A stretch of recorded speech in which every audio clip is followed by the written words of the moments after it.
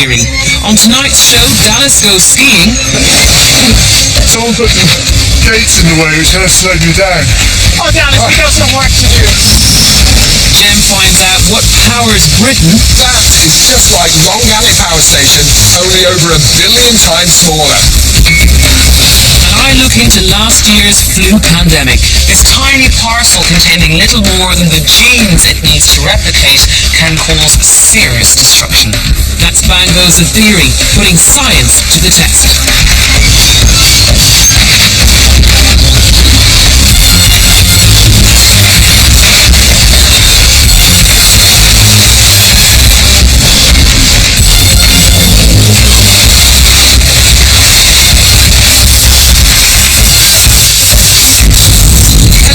Welcome to Bang Goes the Theory, another full half hour of adventures in science. Awesome Winter Olympics in Vancouver inspired me to hit the slopes and lift the lid on the world of ski racing. All in the name of science and technology, you understand? Yeah, right. Just another excuse for you to put on a pair of skis. Just watch and learn. Every year, thousands of skiers, world-class and amateur alike, take advantage of a curious scientific anomaly.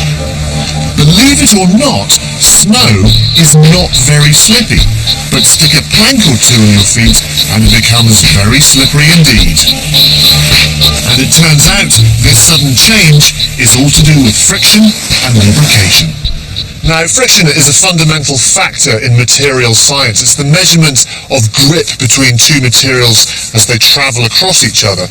So something like this hard plastic pencil sharpener and this laminated piece of wood, if I put that on there like that, you can see it travels down there very, very easy. So we say it has a low friction coefficient, whereas something like this rubber,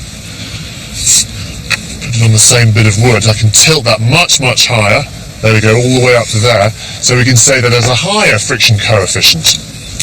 But there's another factor to take into consideration. If I rub my hands together, I can feel the friction, like that. But if I pour a little bit of water on my hands, they suddenly become a lot slippier.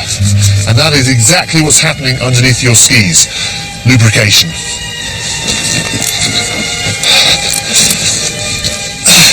So how do skis become lubricated? Well, one of the other consequences of friction, of course, is heat.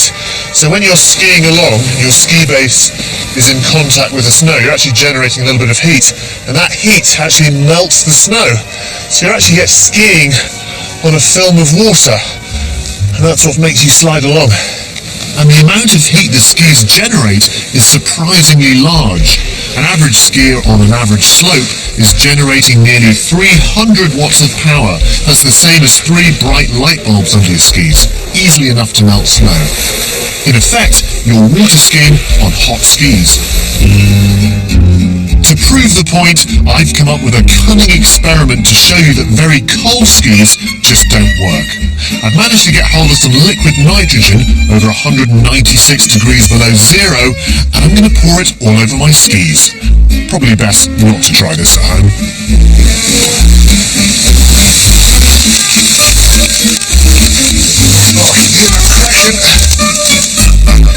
Here we go, let's see what this feels like.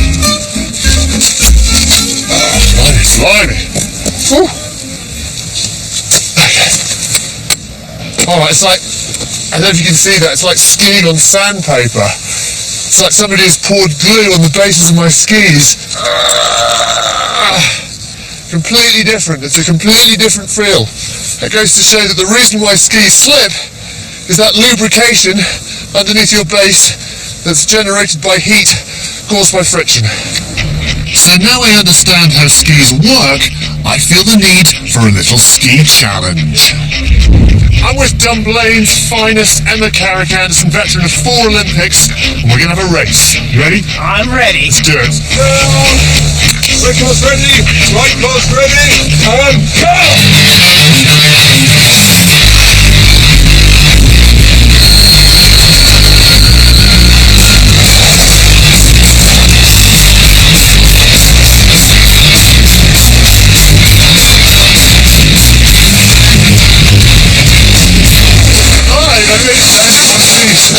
You were closer, but then I turned around and I couldn't see you. Someone put some gates in the way, which kind of slowed me down. Oh, Dallas, we got some work to do. So although I now understand the science of skiing, it clearly isn't enough. In an Olympic race, the difference between first and 10th place can be as little as a second. So Emma's kindly agreed to reveal her high-tech Olympic ski secrets to help me make up some of that time. So these are my... Oh, and she's lent me some new skis too. Those are your new skis. How are we gonna sort of turbocharge these up and turn me into a world champ? The answer turns out to be an obsessive attention to detail, and that starts with a precision bass grind. Next thing, structure. We're going to put the structure on this. Absolutely, yes. Sort of the tread, if you like. That's right. Structure is the name given to the pattern carved on the bottom of the ski. Like treads on a car tyre, ski bases need this structure to reduce drag. How is that going to work in terms of the snow? What actually happens when you're skiing over it because of this? Well, we can see it really well with this one because it's the gross one, the very deep grind.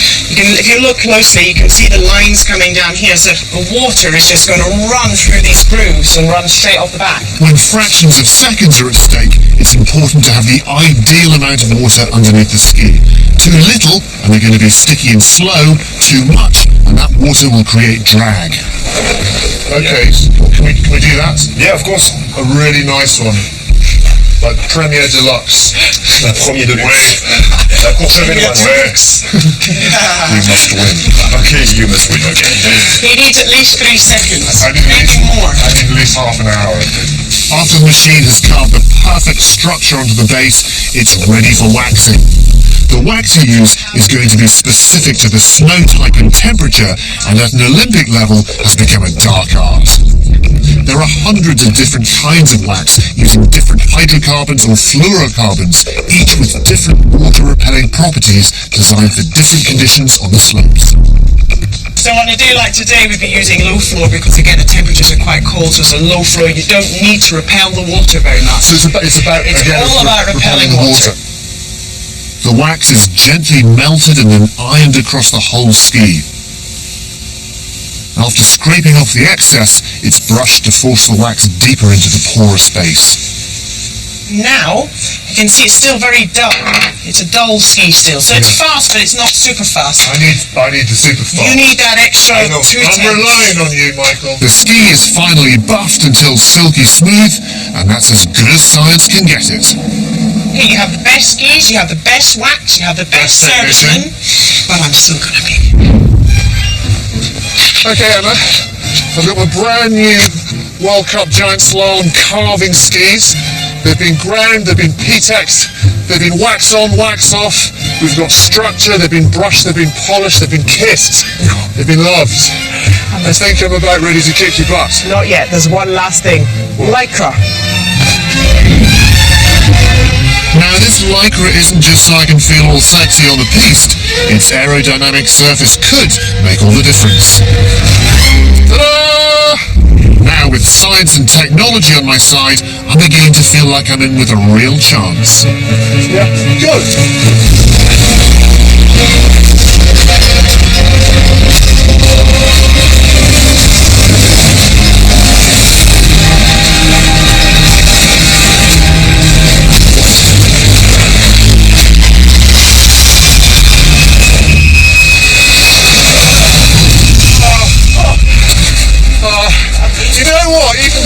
That time. These skis make such a difference. Yeah, that was great because I actually saw you right beside me after the first skate, so I knew you were going quicker. The first skate and then you kicked my butt. And then I thought I got to up it again, a little notch here. That was great. Again. Brilliant, Dallas. But it strikes me that all that ski technology still only works in snowy mountains. So, what if we make the whole ski out of ice? Then it's any slope, anytime. God, that's good. Leave it with me. Right then, next up, I wanted to find out how scientists dealt with the swine flu pandemic. 2009 saw a new threat to mankind. The authorities say there will be more cases and more deaths. new strain of influenza was identified in Mexico. H1N1, or swine flu, had hit the news agenda. There have been nearly 30,000 confirmed cases, perhaps hundreds of thousands unreported.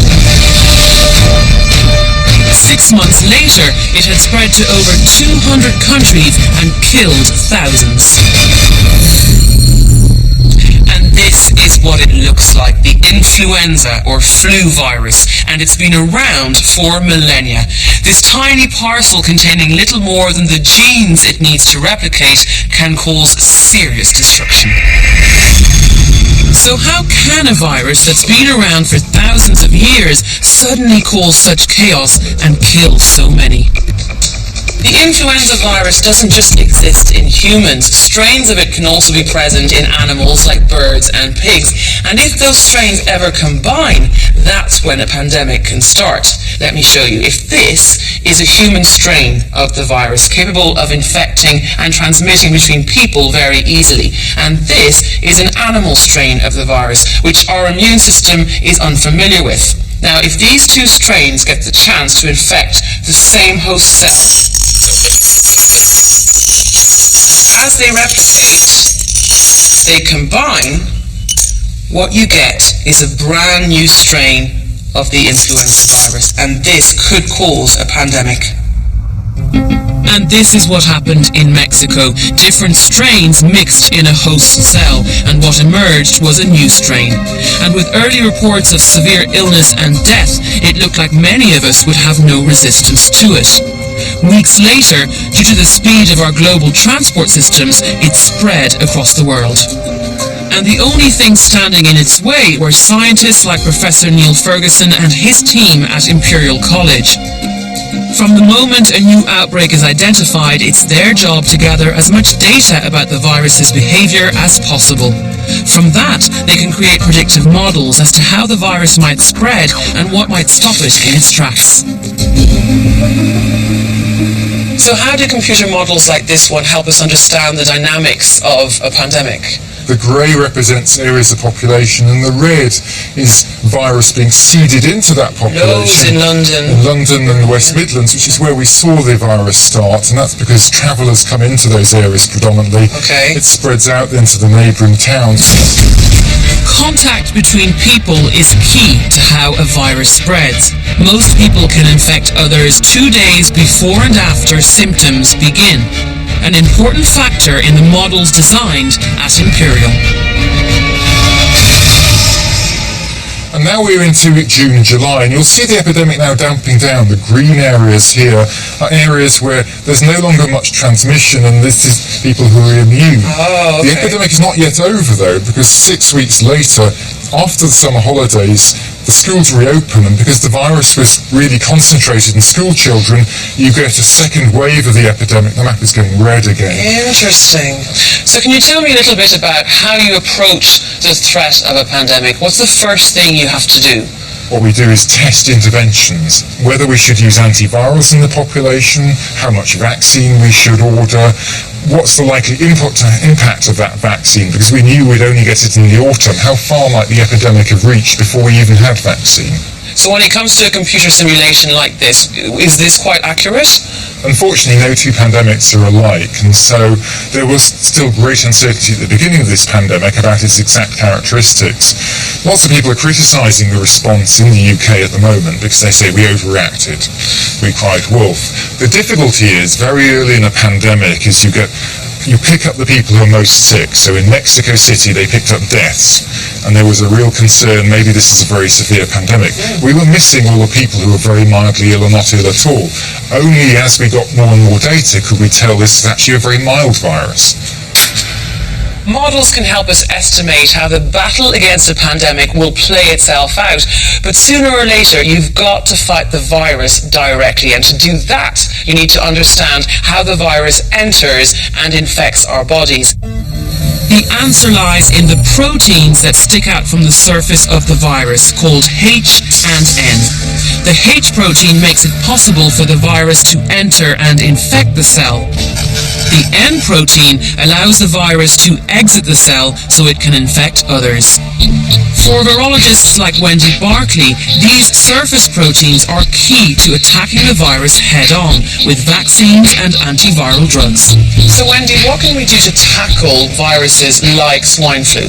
Well, there are two strategies for tackling a virus. The first is to use a drug, an antiviral drug, which you would give to somebody once they were already sick. Okay. And the second would be to use a vaccine, which you would give to people before they'd encountered the virus, but that would protect them in the event that they ever came across it. Right, so with both those strategies, it involves concentrating on those all-important H and N proteins on the surface of a virus. That's right, yes. Okay, so how do we go about making an antiviral drug? How do they work?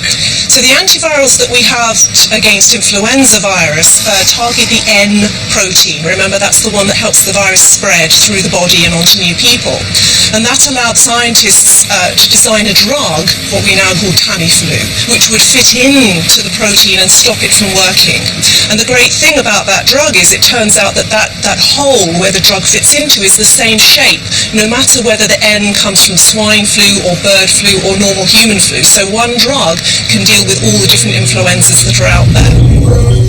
So by simply blocking the function of the N protein, the spread of the influenza virus from cell to cell could be stopped. Now, once you have your antivirals, but you begin to learn more about the specific virus you're dealing with, you can then turn to vaccines, can't you? So vaccines depend on us making antibodies to the virus, which is part of our own immune response and saves us from being infected if we encounter the virus in the environment.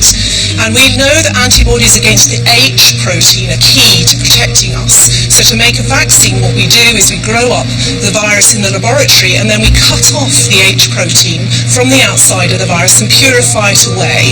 And if we then inject that into somebody's arm, their immune system reacts to that because it's foreign, and they make antibodies which then are present in that person and protect them from infection if somebody sneezes on them in the bus. As with all vaccines, the key to fighting H1N1 was to trick the body's immune system into thinking it was being infected by the virus itself, so that our immune system could develop the defenses it needed for a real attack. H1N1 is now off the news agenda, but there will be another pandemic in the future. How bad it will be, no one can tell. But what's for certain is that predictive models and our understanding of those surface proteins will be crucial to defeating the virus. Wow, the problem is that viruses are just so unpredictable. Absolutely. By their very nature, we'll never know what strain we're going to get next. But the interesting thing about viruses is there are more viruses on the planet than there are human beings, okay? And the vast majority of them don't cause us any harm. And if you think about it, they need their host to stay alive for them to replicate and to spread to other hosts. In fact, a lot of viruses are vital components of ecosystems. No, I mean, that makes total sense. So at what point does a virus become a problem, become dangerous? Good question. The problems usually arise when a human population comes into contact with a wild animal population. A virus is living perfectly happily in a wild animal, causing that animal no harm, and then, for example, say we encroach on that wild animal's habitat, we are a naive host to that virus, and that will probably lead to disease in us. But that is still a relatively rare occurrence, and we're beginning to understand viruses a whole lot better now, which means we'll be better equipped to deal with the next pandemic. Good. Okay, now for something completely different. It's time to go and see Jan, and this week he's got a chocolate conundrum.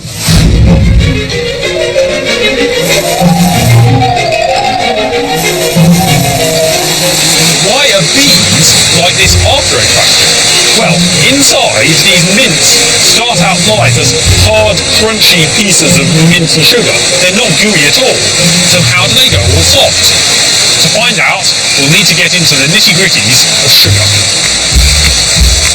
Now, this is just ordinary table sugar, and chemically, there are lots of different types of sugar. This one's called sucrose, and as you can see, it forms hard, crunchy crystals, which is no good if you're after a soft centre. Now, the sucrose molecule is made up of a front bit and a back bit joined together by a single bond, and on their own, each bit is itself a sugar but of a different sort. This one's called glucose, like you get in some energy drinks, and this one's called fructose. You often get that in fruits, and the thing is, they don't form crunchy crystals so easily. So break this bond and we can make a nice smooth paste. Now, I can break that bond using sheer heat. The problem is, heat and chocolate don't mix. Fortunately, there is a more subtle way. Enzymes are just natural chemicals, and living things produce lots of different sorts. This one is called invertase, and it's being added here into this vat of minty sucrose. These are just sucrose squares with a tiny bit of invertase in, and they're cool and hard, just right for coating with chocolate. So this is where they come off the line and they've all been covered in chocolate and everything. Yeah, that's right. You can pick one out from these. And it's really hard, isn't it? It's much harder than I was expecting. Yeah. And after this, these chocolates get taken off, put into storage to let the invertase do its work. What enzymes do is make chemical reactions happen more easily. So instead of lots of heat, the invertase can break this bond at room temperature. An enzyme is just like a miniature machine with just the right tools to make the reaction happen. The invertase grabs the sucrose molecule, bends into just the right position, moves a little bit, and the reaction happens. Just like that. Now, invertase just breaks this particular bond in sucrose, but in nature there are thousands of other enzymes which each help a different reaction happen, and that includes digestion.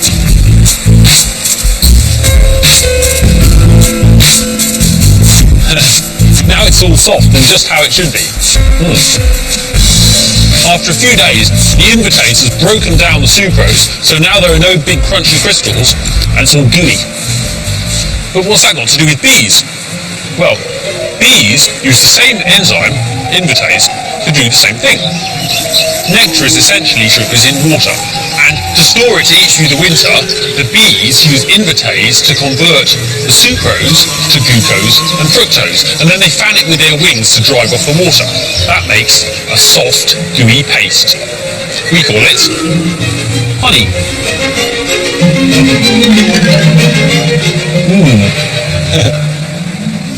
Lovely stuff from Dr. Yan there. Next, I'm off on one enormous power trip.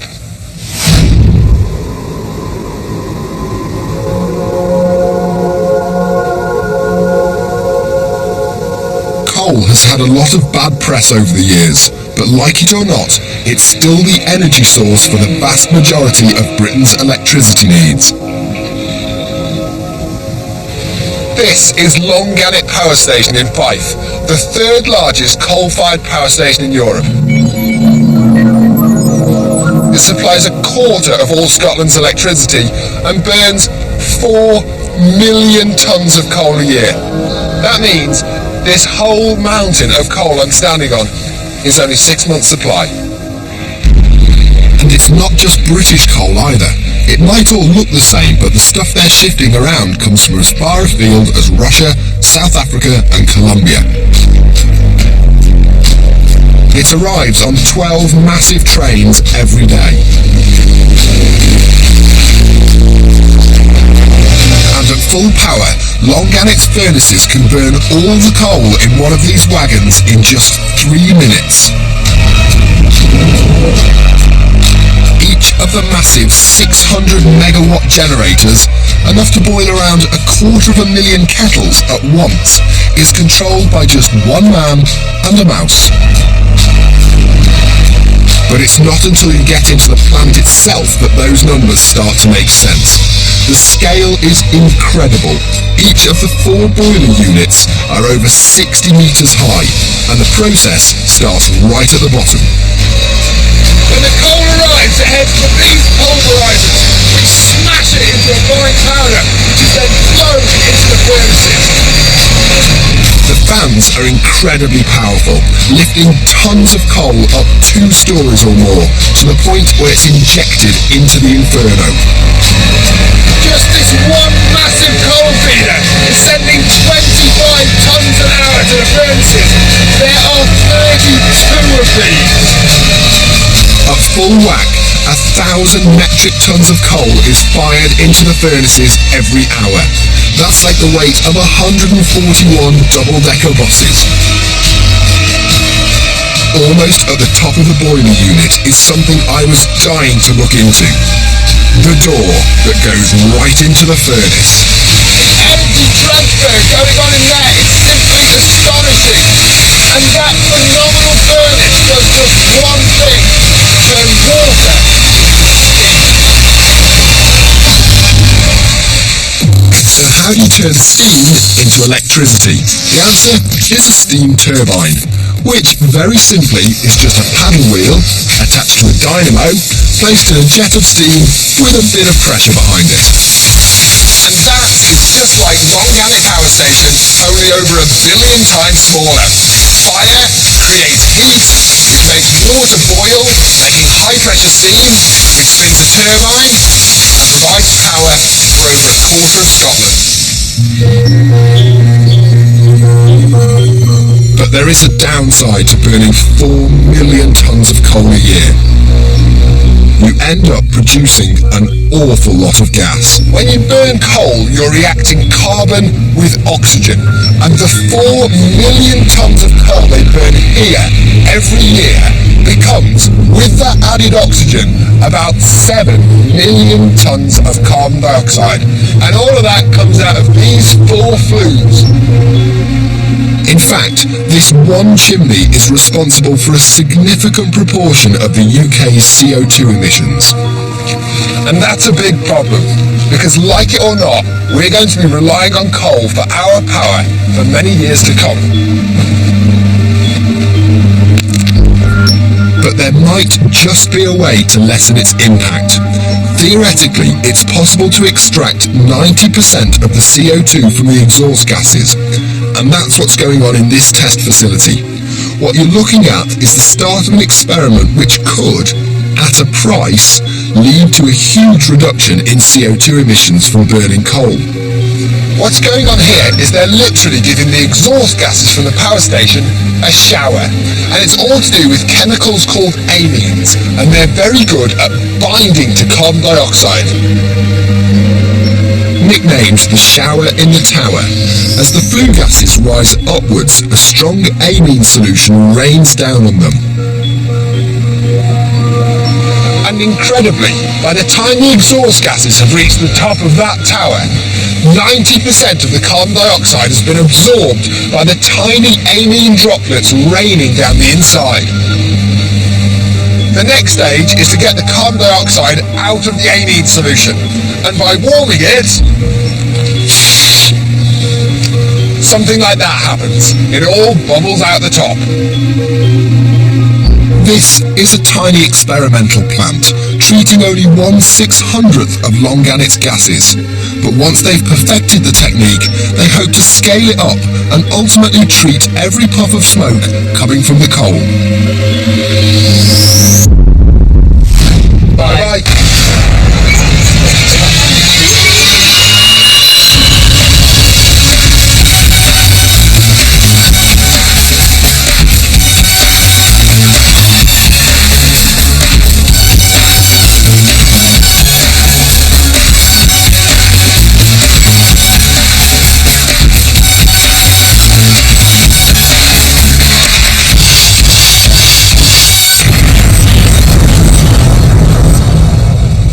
Right, I'm ready. Oh, seriously, guys, why do you think this is a good idea? Ski's made of ice, it's got to work. Good luck, Dallas. Okay, 3, 2, 1, Geronimo!